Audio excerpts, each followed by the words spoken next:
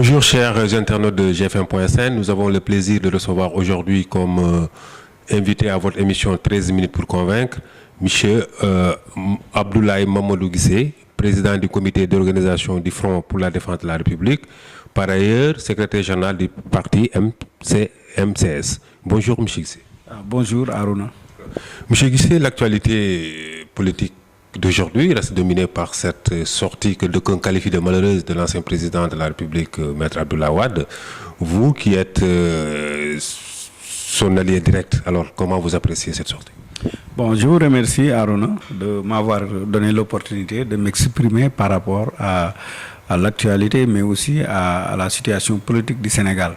Bon, comme vous le savez, bon, d'aucuns jugent les propos de l'ancien chef de l'État malheureux, mais d'autres, c'est le contraire. Donc, moi, à mon avis, personnellement aussi, moi, je pense que il n'y a rien à fouetter pour un chat, parce que c'est tout simplement les propos d'un père de famille blessé dans son orgueil, blessé dans sa fidélité et sa loyauté par rapport à un homme qu'il a créé, à savoir l'actuel président de la République Macky Sall, qui fait partie des bilans du président Abdoulaye Wade. Donc si aujourd'hui on se réfère à l'histoire même de l'islam, on voit que si hier je parlais avec un érudit, il me disait que si on fait allusion à l'histoire du prophète Youssoufa, vous voyez, du prophète Youssoufa, vous voyez quand il a été jeté dans le puits par ses frères, mais une fois chez son père, quand on a annoncé le décès de Youssoufa, mais son père a pleuré jusqu'à être aveuglé par les pleurs. Donc c'est cette même situation de chagrin, de renoncement à ce monde moderne, caractérisé par des déceptions, du coup bas, qui aujourd'hui fait que le président Wade est retranché jusqu'au dos au mur, parce qu'aujourd'hui il ne peut que s'exprimer à travers ce qu'il ressent, à travers les déceptions qu'il a eues par rapport à l'actuel président Macky Sall. On peut être dessus, bien sûr. On comprend aussi sa position en tant que père qui voit son fils dans cette situation. Mais de là à traiter un président en exercice vraiment d'anthropophage, de descendant d'esclaves, est-ce que quelque part il n'a pas franchi la ligne rouge? Bon, je pense que sur ce plan, il faut partir des faits pour arriver au réel de cette situation que nous vivons. C'est-à-dire qu'au départ, depuis l'accession du président Macky Sall au pouvoir, où la paire n'a d'armes politiques que des insultes et des injures. Ce qui a installé le pays dans cette situation. Aujourd'hui, vous voyez au départ, avec Cissé Lo, qui insultait à travers les médias. Après Cissé Lo, on a vu Souleymane Jules Diop dans ses réseaux. C'était avant le pouvoir, mais c'est quand même Souleymane Jules Diop avec Macky Sall. Donc, à travers le réseau Internet qui insultait le président Wade. Après cela, on arrive au cas de Aminata Tall, qui traite Maître Wade, son bienfaiteur, de vieux menteur. Et cette situation qui a fait aujourd'hui que nous sommes arrivés là où nous sommes. Aujourd'hui, ce n'est pas parce que, comme le disent les Wolofs, le Sénégalais ne xamul ku dóor ku fayu la xam. C'est cette situation, c'est pour cela qu'aujourd'hui, Maître Wade, avec cette déclaration, les gens qualifient de trop. Mais je pense qu'il faut quand même remonter la filière pour voir de plus clair et aussi tirer sur la sonnette d'alarme pour dire au président Macky Sall, il est temps d'installer le pays dans une zone de stabilité. Parce que depuis son accession à la souveraineté nationale, le Sénégal traverse une zone de turbulence sans précédent. Aujourd'hui, je peux même dire ici, à travers vos zones, que le Sénégal est menacé de subir ce que la Côte d'Ivoire a subi. Ah oui, je vous le dis.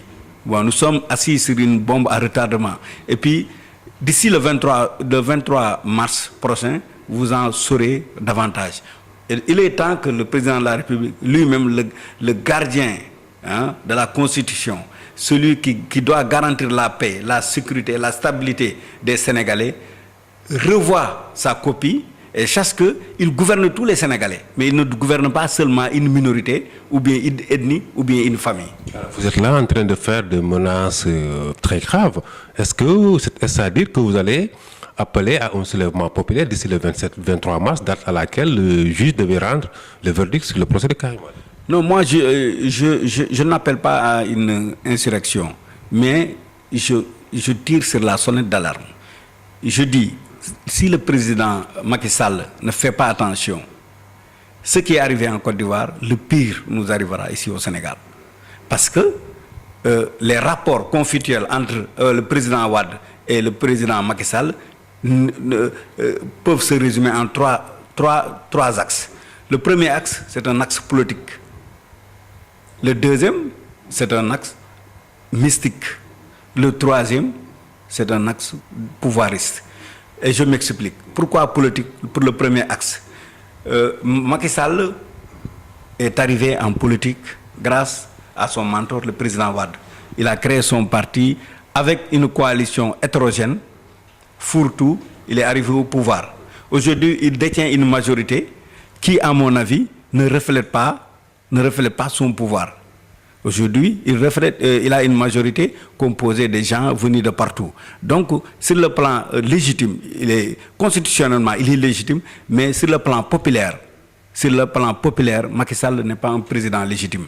Donc, ça, c'est sur le plan politique. Sur le plan mystique, vous savez pourquoi Wade fait allusion à ces pratiques mystiques, à tous ces... Mais parce que Wade a connu Macky Sall avant d'en arriver là, et a traversé avec Macky Sall des situations qu'il ne peut pas expliquer à la presse lui. Mais nous, il nous l'explique. Et ce sont des pratiques mystiques que le président Wade a traversé avec ses différents compagnons. C'est pour cela que quand il qualifie quelqu'un de ceci ou cela, mais lui, il est aisé d'en parler parce qu'il connaît les gens. Mais nous qui sommes autour de lui, nous ne sommes pas là pour lui dire, alors écoutez, ne faites pas ceci ou bien ne faites pas cela. Et après tout, le président Wade, c'est un sage, c'est un vieux qui est là, mais il est difficile de le retenir. Il est difficile de lui... J'entends souvent même des gens dire que c'est l'entourage qui ne lui dit pas la vérité. Non, c'est pas ça. Wade, c'est quelqu'un d'autonome, de libre. Souvent même, il le dit, si je suis là, si je parle, si vous l'enregistrez, je m'en fous. Mais moi, je suis libre, je parle ce que je veux, ce que j'ai envie de dire. Là, donc, c'est pour parler de la deuxième dimension mystique. Mais du côté du pouvoir, aujourd'hui, le pouvoir exercé par Macky Sall, mais c'est un pouvoir qui restreint les libertés. Vous avez vu depuis l'accession du président Macky Sall, il a mis tous les compagnons du président Wade en prison. Et est-ce que jugez-vous ça, cette situation normale? Pourquoi souvent les chefs d'État refusent de céder le pouvoir? Quand certains présidents quittent le pouvoir, ils sont traqués ou poursuivis. C'est pourquoi ce qui fait qu'ils ne veulent pas quitter le pouvoir et qu'ils se maintiennent au pouvoir. Donc ça amène la dictature et autres. Donc le président Macky Sall, moi, à mon avis, devrait changer de fusil d'épaule et d'appeler l'opposition au dialogue. C'est le moment, je pense. Oui, il a lancé un appel, il dit qu'il est prêt à négocier avec l'opposition, mais pas pour discuter de la libération de Karim Wade. Mais la libération de Karim Wade n'a jamais été l'objet de discussion. Nous, on n'a jamais souhaité que ça soit une négociation. On s'est dit que du fait qu'il a amené Karim Wade en justice, qu'il le juge d'une façon équitable, ce qui n'est pas le cas actuellement. Et vous avez tous suivi le procès avec les Sénégalais. Vous voyez ce qui s'est passé. C'est indigne d'un pays démocratique, d'un pays épris de justice. Donc, ce qu'il y a lieu de dire, c'est que nous ne négocions pas sur le plan judiciaire, mais nous appelons à des négociations pour stabiliser le pays. Pour aujourd'hui, même sur le programme Sénégal émergent, mais vous allez vous partager avec moi pour mettre en place de tels programmes, mais il faut l'implication de l'opposition pour aller de l'avant. Donc, à mon avis, le dialogue, on ne peut pas dialoguer en mettant des gens en prison. On ne dialogue pas par les paroles, mais on dialogue par les actes. Et les actes que Macky pose prouvent qu'il ne veut pas dialoguer. S'il veut dialoguer, qu'il mette ses anciens compagnons qui sont actuellement de l'opposition en liberté, qui les laissent quand même s'opposer librement. C'est le droit qui leur a donné ça. Bon, ils sont libres de s'opposer, mais quand même, si un ancien compagnon est impliqué vraiment dans des détournements et que la justice tranche sur la question, le président de la République n'a rien à voir dans ça. Mais Aruna, vous remarquerez avec moi qu'aujourd'hui, il y a des gens qui étaient avec Wade, qui ont fait l'objet d'un détournement et qui sont aujourd'hui libres parce qu'ils sont avec le régime. Et aujourd'hui, nous déplorons ce débossage qui n'est rien d'autre que du banditisme étatique. C'est du banditisme. Aujourd'hui, vous voyez la tournée en Casamance, il est allé prendre certains maires libéraux et de Benno Bokk Gis Gis et acheter leur conscience. Mais je dis que ça, c'est du banditisme étatique. Ce n'est rien d'autre que ça. Donc, c'est ça que nous déplorons. Oui, mais ça aussi, hein, on ne peut pas... Bon, on peut lui reprocher. On ne peut pas dialoguer avec ces actes quand même. Oui, mais, mais ces actes de débauchage, hein, Maître Wade aussi, quand il était au pouvoir, hein, à chaque fois qu'il faisait une tournée, hein, c'était vraiment de la transhumance sans l'appel. Hein. Mais vous savez, si on a élu Macky, c'est pour la rupture. Si vraiment vous êtes d'accord avec moi, c'est pour la rupture. Mais si on parle de rupture toujours en faisant référence à autre, le Wolof dit que beaucoup machi, du man mo gën beaucoup machi. Du man kese beaucoup machi mo gën du man kese. Donc il est temps que sa promesse de campagne soit tenue, c'est-à-dire la bonne gouvernance, la gouvernance vertueuse et transparente. Je pense qu'en ce moment où nous parlons, ce n'est pas ça que vivent les Sénégalais. Alors, il est en Casamance, il a amené 2 bateaux, il a décidé de réduire les taxes sur les billets d'avion, il a aussi inauguré un nouveau pont. Là, vraiment, en tant qu'opposition, vous devez être républicaine et saluer ces réalisations. Hein. Oui, les réalisations du président Wade, ce sont des bébés du président Wade qu'il a baptisés.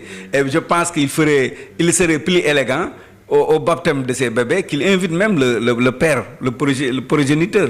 C'est ça qui est élégant en République. Si on dit que la République c'est la continuité, mais il faut quand même, pour revenir à ce que je viens de dire, il faut impliquer l'opposition.